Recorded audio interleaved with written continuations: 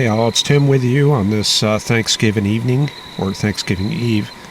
There's a quick look at Venus off to the south, and you all should be able to see that too, out your south window there. Kind of a quiet night here. We had thunderstorms roll through last night, and I ran a live weathercast kind of as a test, but that system has moved off to the northeast, and there it is in the Ohio and Michigan area. And we'll zoom in quick on that, and you can see the stuff around the Ohio Valley has a more cellular look to that, and that tells you that this is going to be more showery.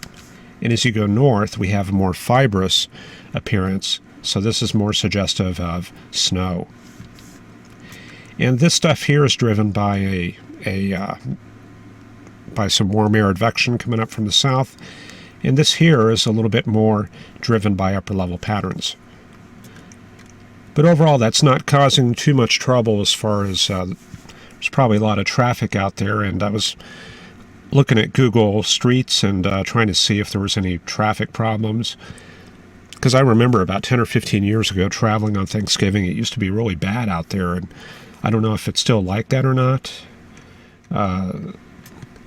Still looks pretty bad in the usual areas around Waco, I-35. I hate that commute, and it looks kind of like a mess there, and elsewhere it looks pretty good except for LA, and I guess that's a combination of rush hour traffic, seeing as it's about 6 there, and there's the Caltrans videos there, so sure don't want to be caught in that mess. And I guess that's a combination there of Thanksgiving traffic and rush hour. So it's kind of nice to be sitting here and not worrying about that. Anyway, let me get our maps loaded up, and I'll bring up the satellite here, and this is the picture around the southern U.S. showing clear skies, and you can see the dotted lakes in here. We've got very cool temperatures, but the lakes are still warm, so they tend to show up, and they become less visible as the winter goes on. But up in the Ohio River Valley there, you can see the system that came from Texas over the past day or so. It's moved quickly to the northeast, and we can see that area of warm air advection right through here. It's got a very tropical kind of look to it, sort of. Down the backside, cold air advection has come in from Canada, and out in the Rockies we can see kind of an upper level system working its way eastward right there. Let's take a look at the upper air chart. We can look at the 500 millibar heights and vorticity, and I don't know if you can make out the US here. I'll just draw that out very quickly. So hopefully that makes sense there. And you can see we've got one trough. This is the system that came from Texas, moving across the Ohio River Valley right there. And this is the upper level system going through the Rockies. And we can take a quick look at the one in the Rockies. The vorticity that we're seeing here, this is kind of a measure of curvature and shear. And what we look for is the areas out ahead of it, downwind. So we're looking at this area right here being favored for upward vertical motion. So around Salt Lake City. And do we have that? Yep, looks like it. Now a lot of the precipitation coverage is blocked by mountains, and also the radar sites are a little bit higher up in the troposphere, so we don't see quite as much precip here, but it does look like some showers, snow showers through the Salt Lake City area.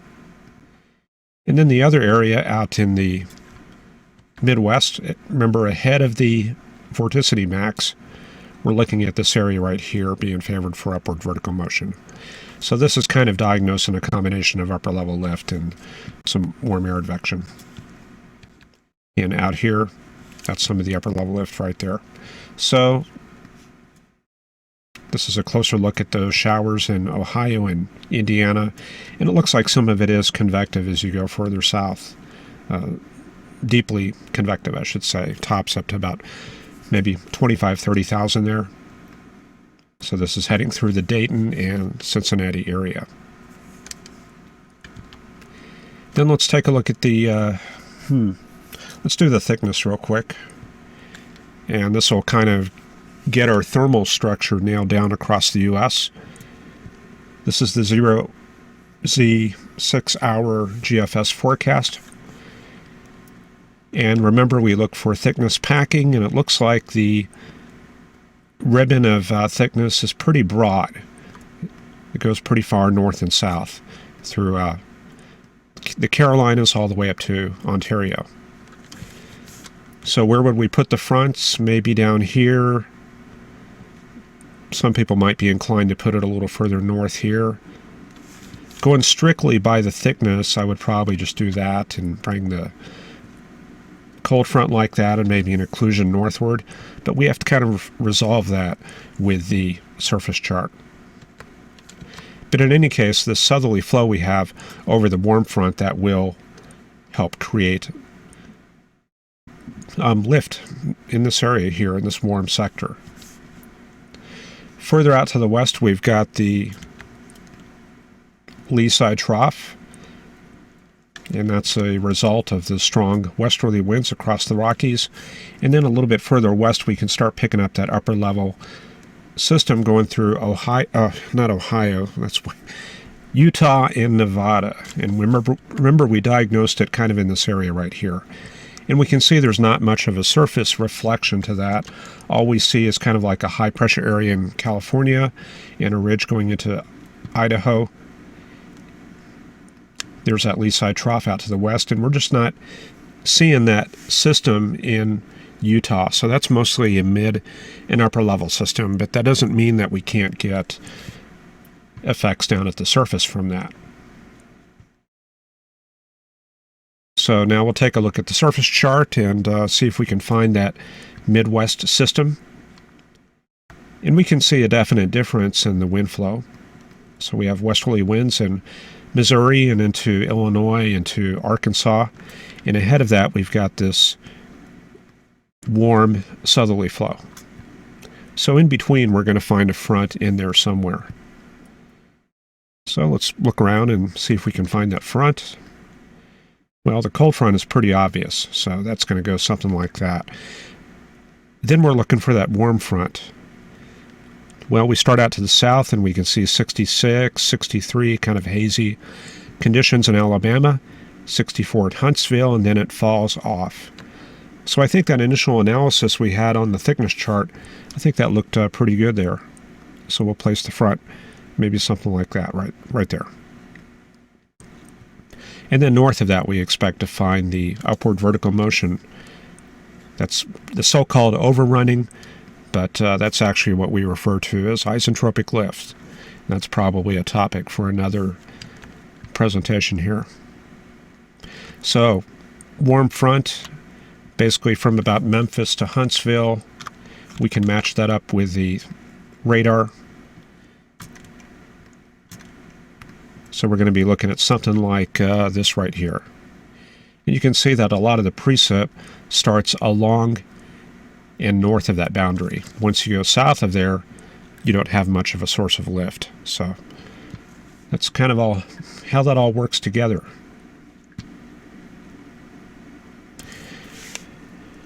Okay, so let's see, what do we have left? I guess we've just got the forecast runs, so let me check the chat and make sure we don't have any glaring audio problems, and looks fine here. So let's do the GFS forecast. We do have some interesting weather coming up over the next few days, next several days. So we'll run this forward when we do the evening analysis tomorrow night. Later in the day on Thanksgiving, we're going to see that system in the Midwest gone. It's going to move pretty quickly to the east. Looks like it's in New England right there. I don't know if you can see that off to the east. A little bit of snow showers and a little bit of rain in upstate New York. And we see kind of a tightening of this thickness ribbon in Kansas and Missouri there. So, because of that, I'm going to definitely analyze for the possibility of a front in that area. And I remember initially we had the front kind of like this, but it looks like it's either kind of transformed to the north or advected north or something, because I do want to kind of redraw that a little further north now. So this is kind of the picture we're going to have tomorrow. Big old plateau high across Utah and Wyoming there. Just to the east of there, we have cold air advection, and you can see that the lee side trough has been kind of destroyed across Colorado and Wyoming. We do see it in Alberta up here to the north, but not so much in Colorado, because it looks like the cold air advection is kind of predominating in that area. So we move forward into Friday. Got Black Friday coming up on that day. So there we go. There's the end of Friday there. High pressure across Texas, keeping it clear there. There's that thickness ribbon, cold air advection into the Ohio River Valley. And it looks like that front is something like that. So I think we're kind of getting a reinforcing shot of cold air moving south through Texas. Let me see if that kind of bears that out. Yeah, looks like that. So a little bit of a cooler air filtering southward through Texas, and there's that 1033 millibar high moving through Dallas-Fort Worth during the day. Lee side trough reestablishes itself, and let's see how things look over the weekend. Here's Saturday, looking at high pressure across the Ohio River Valley, cold air advection now over the northeast U.S., and we get a little bit of weak warm air advection coming up the backside ahead of this lee side trough in Colorado. Things are starting to get active once again out in the Pacific there, so looks a little bit windy there in Northern California, snow in the higher elevations there, and the main low pressure area is going to be up there in Oregon. So where would I place the front? Probably something like that, I guess. That would probably require a little bit more analysis, and I want to look at the upper patterns for that too. So let's go into Sunday.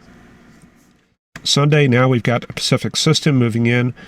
Look at that, bringing in a little bit of snow. 540 line across Las Vegas. This is a very cold system here. And they've got snow painted basically from Lake Mead all across Mount Charleston, across the Nevada test site. Yeah, it's probably going to be one of those situations where in the lower elevations in Nevada, around Las Vegas, maybe a mix of rain and snow there, and snow, everything above that there, looks like. Cold air advection. This is kind of exciting for the western U.S. there. So maybe a cold front kind of like that. So that'll be heading for Texas. Then let's see how things look on Monday. So now things are getting busy here in Texas. Low pressure system coming well off the bottom of the chart there. So going through Mexico. Very cold system there in Mexico. Warm front to the south of East Texas, and you know what that means? That's going to mean precip in North Texas, eastern Oklahoma, and the Ozarks there. So we'll have to watch out for that. And then it looks like we've got a possible storm situation. Depends on how much moisture we have in place. We can check that quickly. I'll bring up the precipitable water. So here's Thursday, then Friday, Saturday, Sunday. So we're bringing up the precip on Sunday, or the precipitable water on Sunday, the water vapor.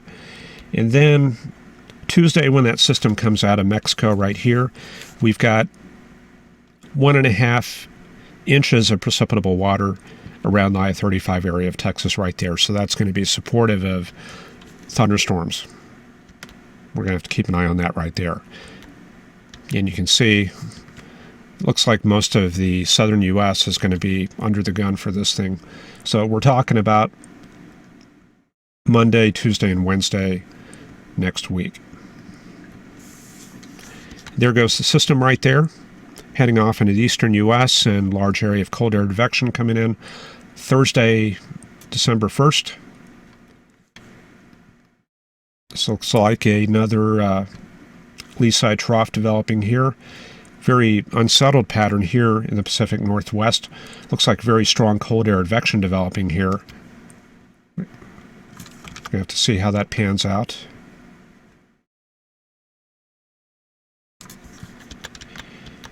Okay, so yeah, looks like very strong high starts building southward.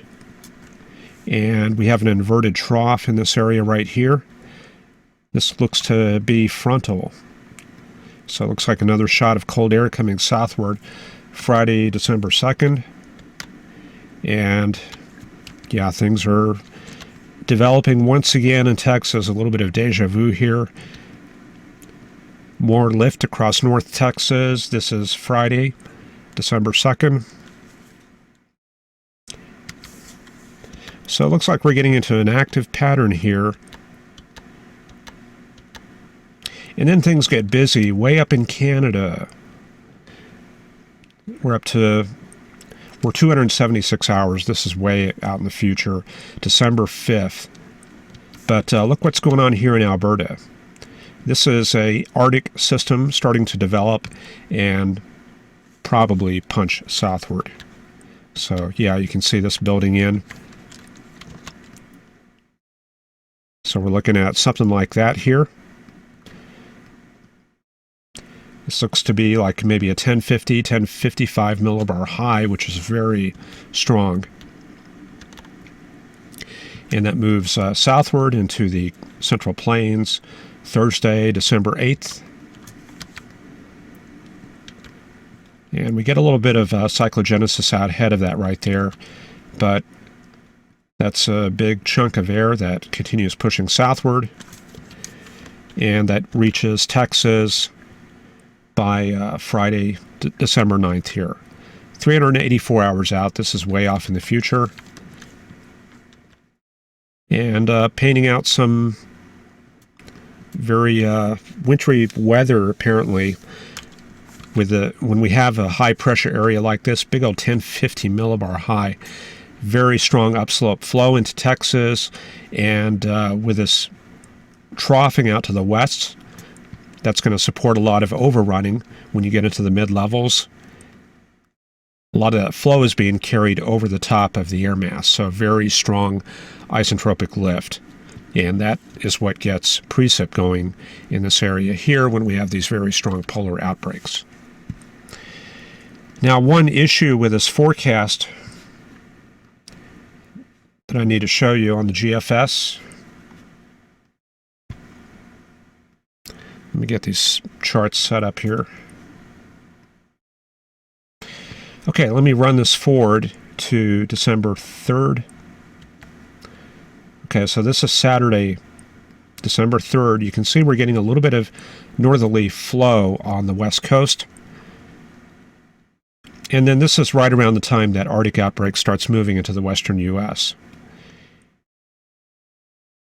And one thing that we are lacking is a very strong north to south punch. What I like to see with these very strong polar outbreaks is a jet that looks kind of like that. And we don't have that here, and we don't even have the very strong height falls. So I'm a little bit skeptical what the chart is showing. It may be due to the fact maybe we have kind of maybe a shallow outbreak of cold air southward. There's that air mass. Maybe it's a bit shallow, or maybe it still has yet to resolve the upper air patterns. But right now I'm kind of hedging my bets on whether we're going to get that system down here. If we do, we're going to have to see the GFS tomorrow and the next day and the day after that. It's going to have to respond and start showing that strong northerly flow in the upper levels. And if it doesn't, then we may not get what's being advertised there.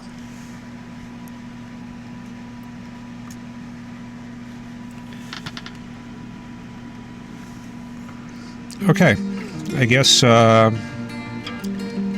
guess I'm about done here, so I appreciate you watching, and I hope you join us tomorrow. Hope you have a good Thanksgiving here, and we'll see you 23 hours and 45 minutes from now. Thanks.